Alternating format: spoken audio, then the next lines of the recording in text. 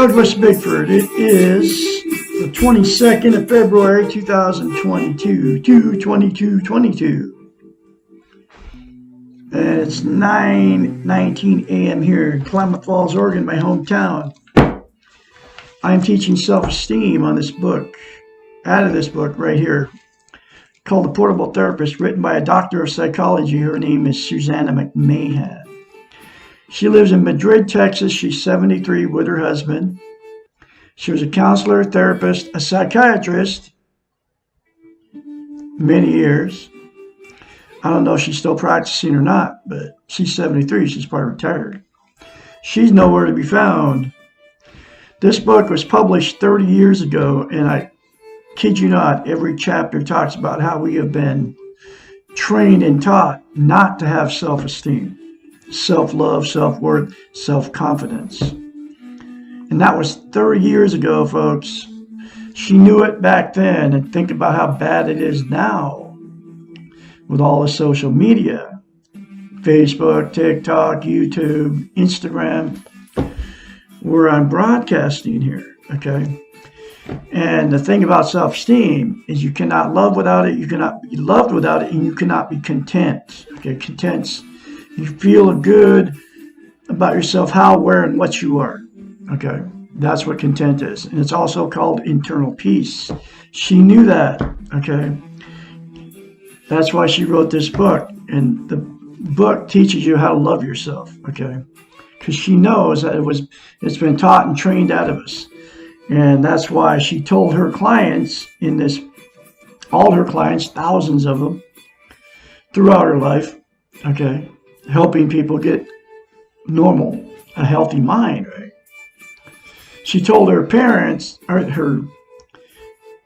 her clients, this one concept to give them self-esteem, because she knew they didn't have self-esteem. And the only way you can get a healthy mind and be free like that person flying around there is to attain self-esteem, self-love, self-confidence, self-worth.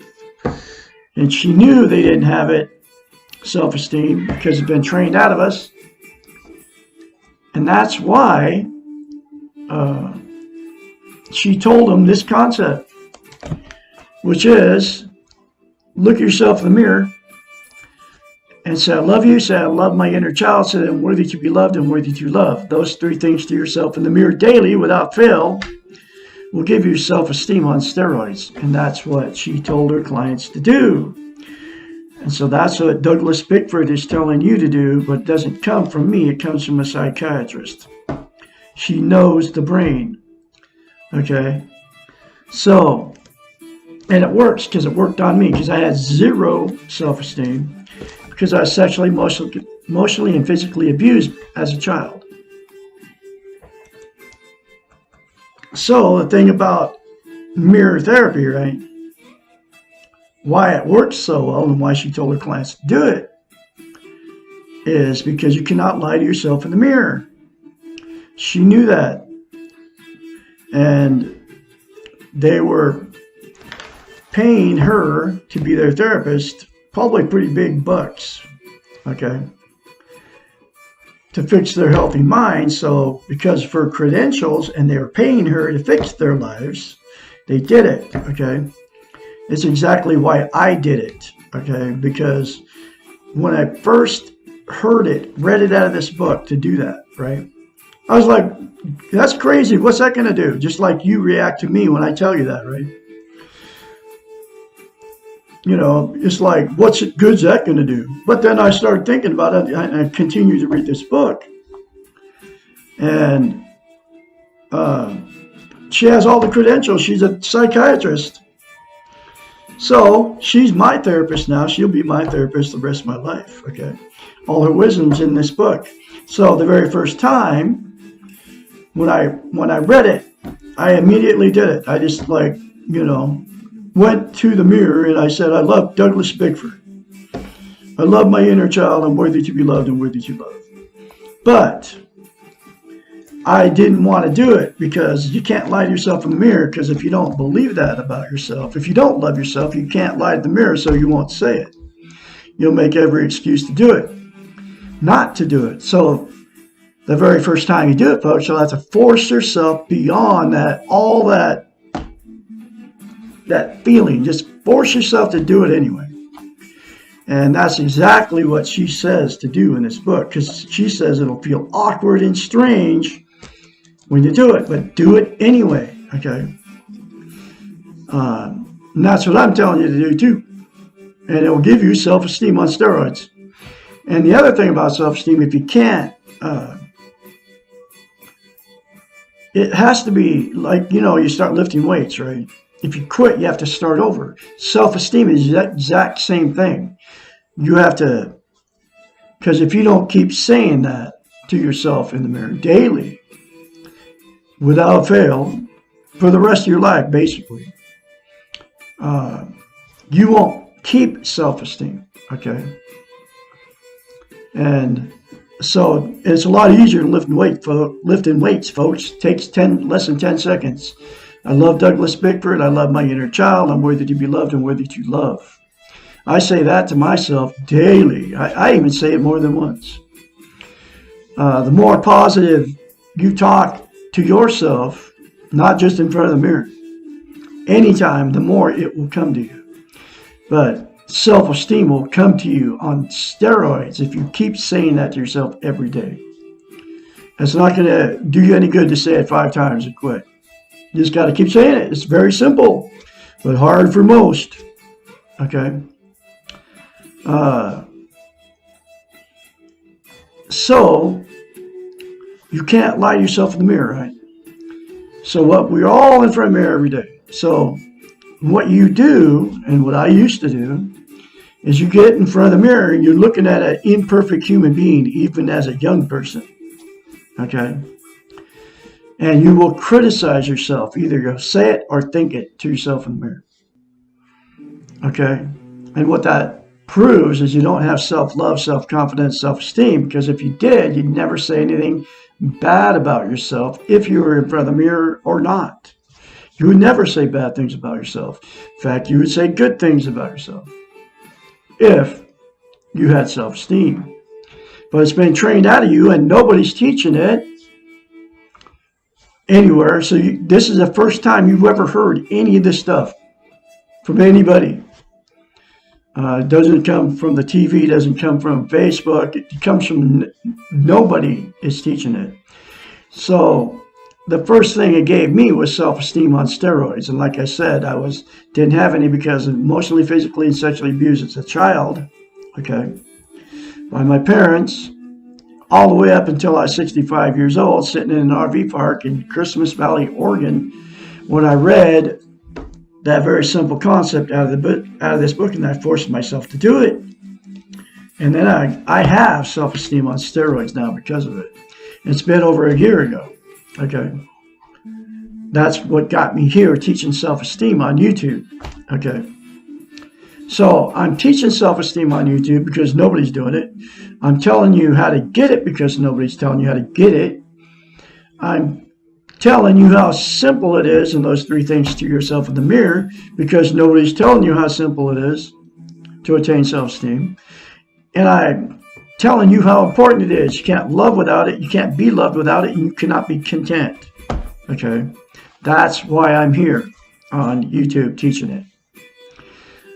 So you can't be loved and loved without it. So what you do out there, I did the same thing. I've been married 4 times and divorced 4 times. Because they didn't have self-esteem.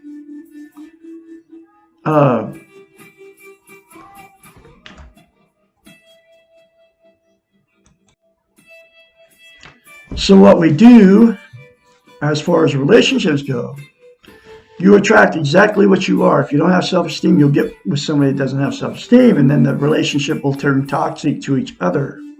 I had no idea what was going on in my life.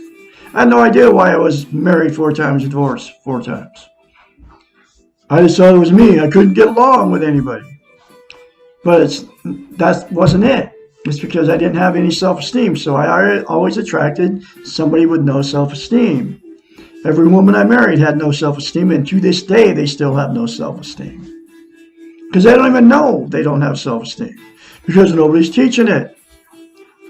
It's not even your fault if you don't have it. okay? Because nobody's taught you how to get it, but now I'm teaching you how to get it. But anyway, so what happens is you'll get toxic to each other, and then the fights and the arguing, the cheating, and getting in the car, going down the road. I got away from this maniac, and telling all your friends how bad they treat you. Both sides do the same thing, blaming it on each other, but it's neither one of your faults because you don't have self-esteem. That's why you can't get along. The only way to be able to get along and get in a healthy relationship is to say those 3 things to yourself in the mirror daily without fail. And then you'll attract somebody like you. Now, if you're in a toxic relationship right now, and if you got this book and both of you went through it, okay, it would save your marriage or your relationship. I guarantee you, if you did, both of you together did the concepts in this book and read it together. One person, both of you would get self-esteem. If you said those 3 things, if both of you said those 3 things to yourself in the mirror every day without fail, you would save your marriage too. Because that would teach you to have self-esteem. You would get it. Both of you would get it if you both said it in the mirror together. I kid you not. And went through the rest of the concepts in this book. Okay? So get the book. It's in a link in the video description of every video I put up. It's very cheap, between $5 and $15. It will save your relationships or your marriage. It's serious. If I could have got my wife, I didn't know anything about this book when I left her November 2nd, 2020.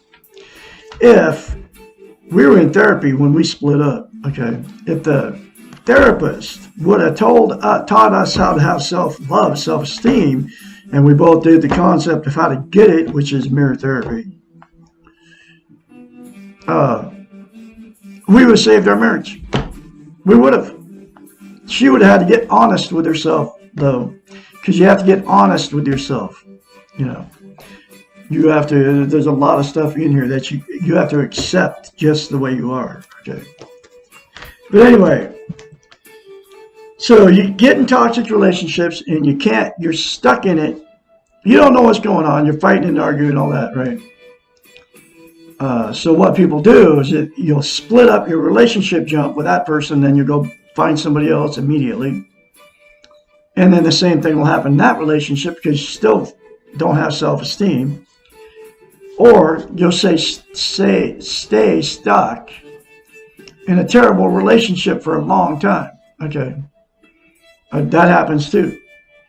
And then the fighting and arguing just continues on. You're not content. Okay. You're not happy with each other because neither one of you love yourself.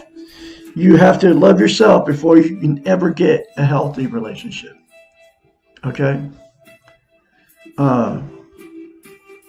And the other thing is, you can't be content without it. And it's like I said, you can't. You feel good about where, how, and what you are, right? So, there's 10 things that people use to try to be content, and they're all called externals, things outside of yourself. And here they are: drugs, alcohol, sex, TV, food, gambling, religion, another person, material possessions, or money. 10 things, okay? Start with drugs. And the first thing I'm going to tell you, folks, caffeine and nicotine, they're both drugs, and caffeine is considered a stimulant, and nicotine is considered opiate, calms you down. Doesn't matter whether you smoke it or vape it. Okay, as far as nicotine, right? Then you can include all the other drugs: pot, LSD, psilocybin mushrooms, all the illegal street drugs, right? Pot's legal in a lot of states now, even though it's federal illegal. It's legal in all these different states now. So a lot of people are using pot because it's legal, right? And then you can include all the pharmaceutical medication that all the doctors are doling out to billions of people daily on the planet unnecessarily. Okay.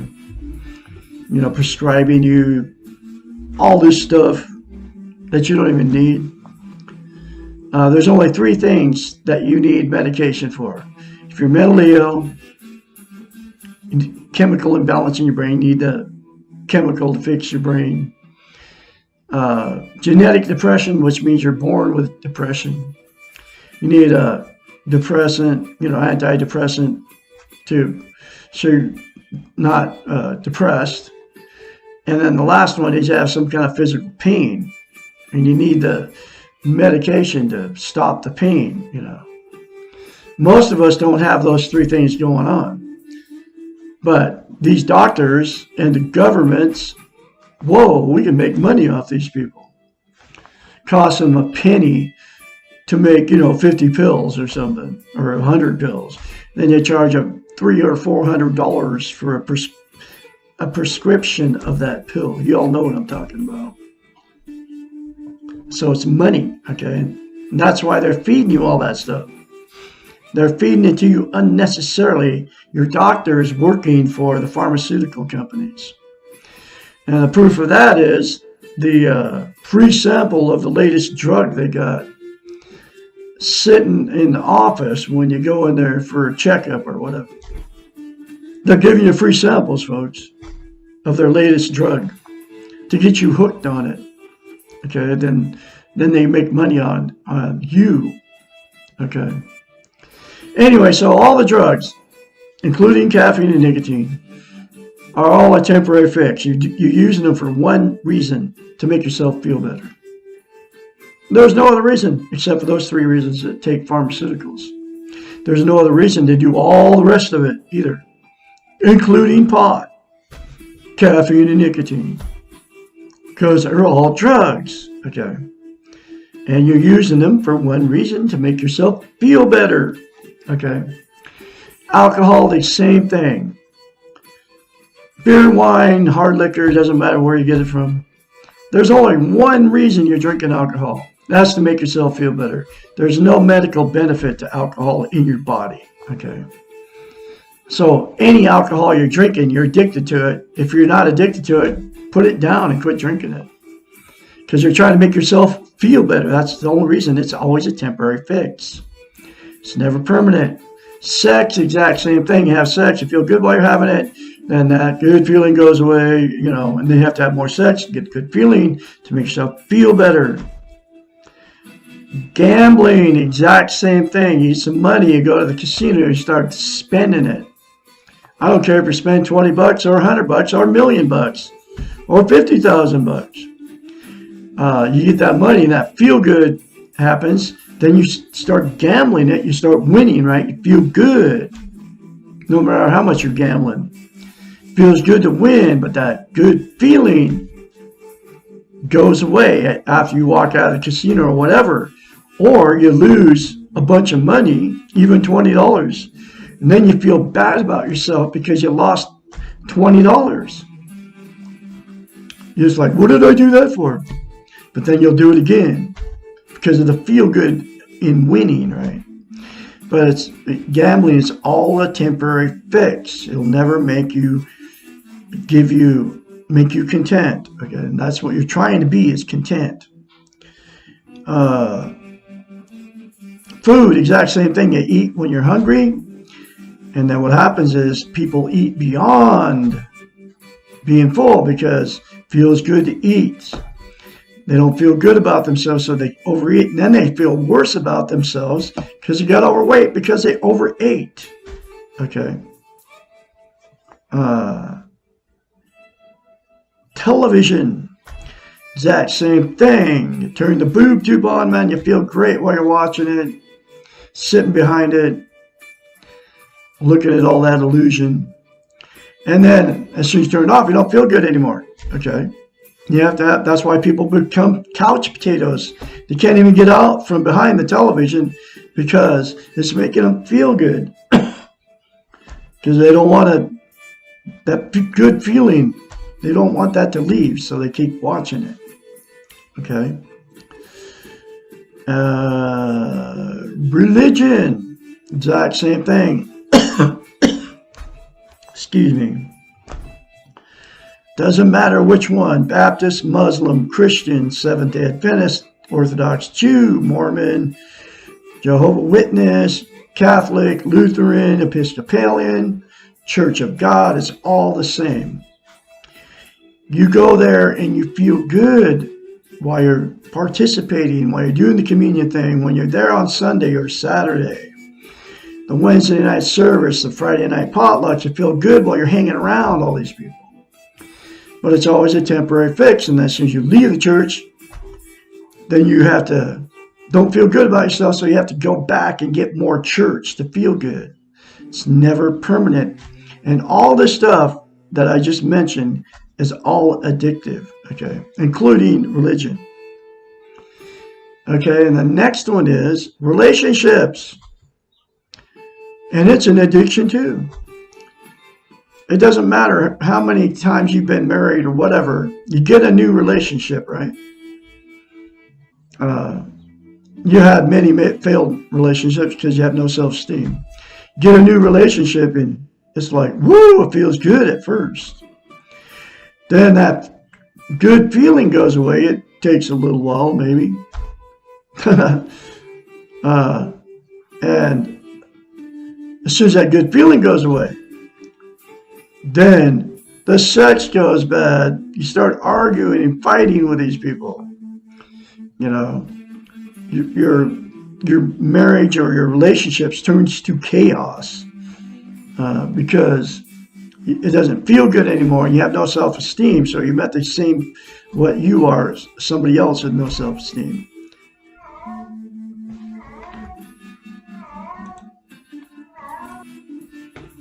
So the good feeling goes away, and then the sex goes bad, everything goes bad. Okay. Then you go jump in another relationship with somebody else, and that one will go bad too. Okay. So the next one is material possessions, right? You get something new, and a new car is really special. It makes you really feel good. You're taking a picture of it, with yourself on your cell phone. You send it to all your family. Oh, check out my new ride. Then you get the reality sets in when you get that thing home in your driveway, the big payment and the big insurance payment because you have to have full coverage, right? Then the feel good goes away very quickly when you can't make start having to make that payment for 7 years, okay? And the high insurance that goes along with it. You go to a thrift store, you buy a bunch of junk you'll never see again. Okay, but it feels good at a thrift store because it's always cheap. Okay, then you go home with it, you throw it in a cupboard or underneath your bed or in a closet or in a drawer, and you never see this stuff again. Okay, and because of the good feeling while you're buying it, acquiring it feels really good. Okay, and it doesn't matter what material possession it is: clothes, shoes, new tools, new furniture, new motorcycle, used motorcycle, a used house, a new house, cars, boats, new underwear, a fancy dinner at a restaurant. The feel good is always temporary when you're acquiring it. And then the feel good goes away. So then you have to have more stuff to make yourself feel good, and then you get too much stuff, okay? That's how hoarders became about. That's why people have 100 pairs of shoes in their closet, or 100 pairs of pants, or 20 jackets, right? Because you bought it for the feel good, and that feel good never lasts, and you want that good feeling back, so you'll spend more money, buy more stuff you don't need. Okay. And then the last one's money. You get a chunk of change. You get any money at all. It feels good when you get it, but as soon as you don't have it anymore, you don't feel good. I don't care if you save it. It's in the savings account, right? Or you invest it in the stock market and you lose it. Or you keep it. But the feeling of when you first get that money, it feels good, but it's always a temporary fix. And it doesn't matter how much you get. It'll never always feel good. Okay? It's always temporary. There's only absolutely one thing that'll make you content, make you feel good permanently. You won't be happy all the time, but you'll have this good feeling of being content. Okay? And that's to look at yourself in the mirror and say, I love you. I love my inner child. The more that you love, the more that you love. Those three things to yourself in the mirror daily, without fail, will give you self-esteem, and then you will be content. Then you won't have to use all those 10 things to try to make yourself happy or content. They make you happy temporarily, all those 10 things. But it's always fleeting and never lasts. Okay, so I am going through this book one chapter at a time, and here's the next chapter. Who is this inner child? And this is a very, very important chapter, because you can't attain self-esteem until you say, I love you, to your inner child daily in the mirror. Okay? And she'll explain this. Who is this inner child? Emotionally, we never grow up. Our feelings do not mature. Anger or sadness in a 2-year-old are the same emotions in the adult. Think about it, folks. It's all true, and it's coming from a psychiatrist. The way in which we express our feelings can be immature or mature manifestations of emotions, but the feelings themselves are timeless. One way to think of the inner child is as the unimportant guardian of our emotional warehouse. He or she rules over our emotions and our needs until the needs are met and the emotions are acknowledged. Only when the inner child is parented, taken care of, will he or she allow the adult side of ourselves to guard the warehouse. What is stored inside this warehouse, which is the domain of the inner child? All the pain, all the rejections, the loneliness, the abandonment, the fears and insecurities of our lives. Every time we have been hurt, every rejection, every painful message that we have ever received is stored away in the inner child. How do we know that our inner child is there? Every time that we react to a stimulus, the inner child is acting out. Whenever we feel out of control and helpless, our inner child is taken over. Whenever our needs are controlling our behaviors, the inner child is demanding to be taken care of. Each time that we feel helpless or hopeless, or completely overwhelmed, and the feelings do not match the reality of the situation, our inner child is yelling for attention. Okay, you all know, you all been in these situations. Okay. Does everyone have an inner child? Yes. All of us began by perceiving the world through the child's eyes. And all of us have some memories of those perceptions. The child within us remembers the helplessness of feeling out of control. This child has countless experiences of unfairness, and he or she remembers them all. This child personally knows how difficult it is to make sense of a world which is incomprehensible. The inner child has learned what works in the short term and what works is to yell and scream and demand attention, or to become passive, withdrawn, and helpless and wait for help. If help does not arrive, then the hopelessness sets in. When the child overtly acts out or passively withdraws, the inner child knows that he or she does not have control over what will happen. A healthy inner child knows how to trust that his or her needs will be met, and this child learns how to delay gratification. Most of us, unfortunately, do not have healthy inner children. Most of us are aware that we have several roles or facets of ourselves, the adult side, the child side, the parent side, the professional side, and so on. As adults, we tend to like the grown-up sides of ourselves and deny or ignore the childish sides, especially when we're embarrassed by the behaviors exhibited by the child. Most of us are trained, and here's where training comes in, to feel that we should be grown up, and we tend to suppress our child.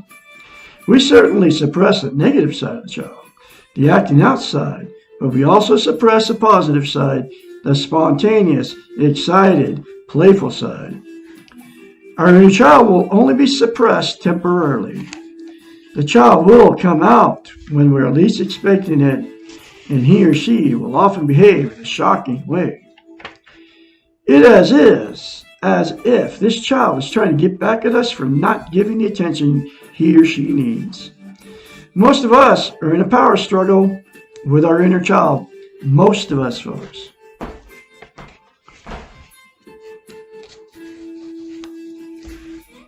What we do not realize is that the inner child has control over our emotions while we try to control logical thoughts.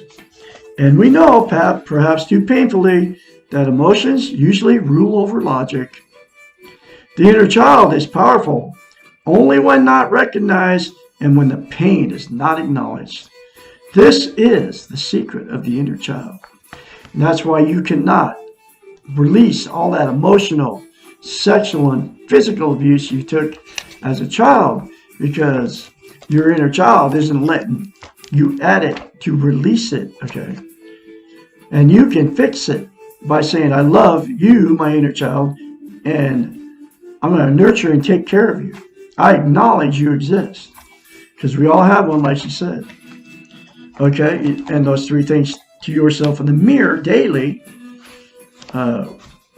will calm down your inner child and let you get at all those emotions you've been stuffing for years. Okay? Anyway, I'm going to have another chapter for you tomorrow, which is, what can I do for my inner child? Remember to say, I love you in the mirror. Say, I love my inner child. I'm worthy to be loved, worthy to love. Those three things to yourself in the mirror daily without fail. You were born good. You will leave good if you accept that you're good.